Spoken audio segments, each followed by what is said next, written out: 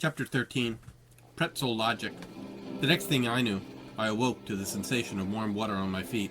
I looked down towards my feet and saw Steve and Hershey were peeing on my feet.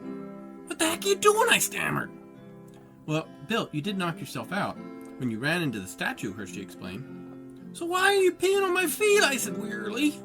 "Bill, it was important to get you conscious as soon as possible. With the force of that blow to the statue, I was concerned that you had suffered a concussion," Steve diagnosed.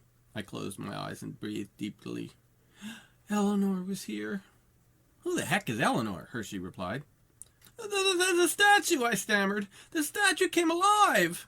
I looked at Steve and Hershey, and they had the look like they always had when I told them something crazy, like my mom took my candy, or my candy told me to eat me, or, well, anyway, they looked at me very skeptically.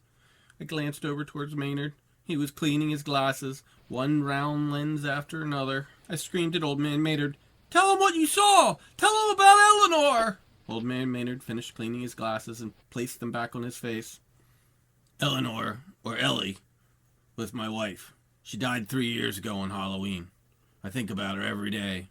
That statue you smashed, young man, was her favorite. I don't have much of her anymore, you know. And now I guess I have even less. Then again, I'm thankful for tonight." Maynard turned and strode quickly into his house.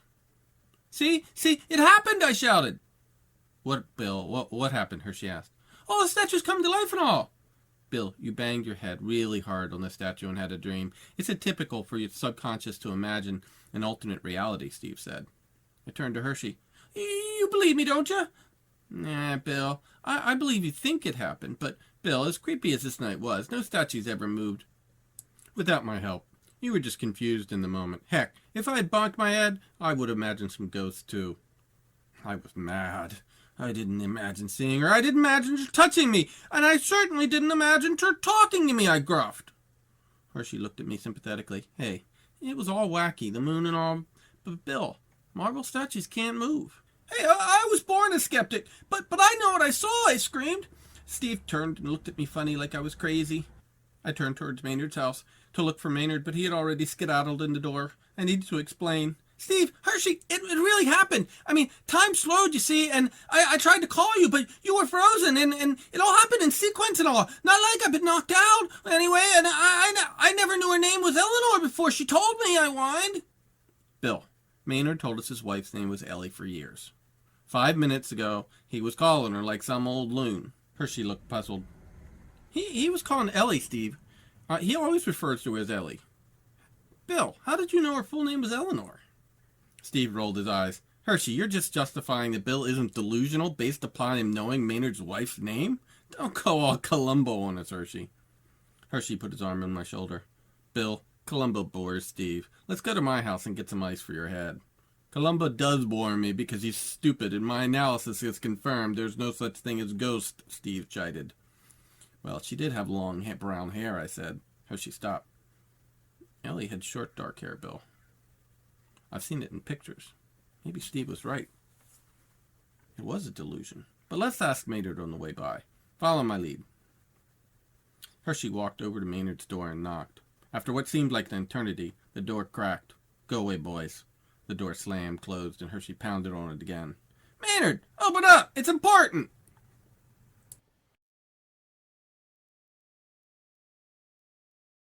Chapter 14.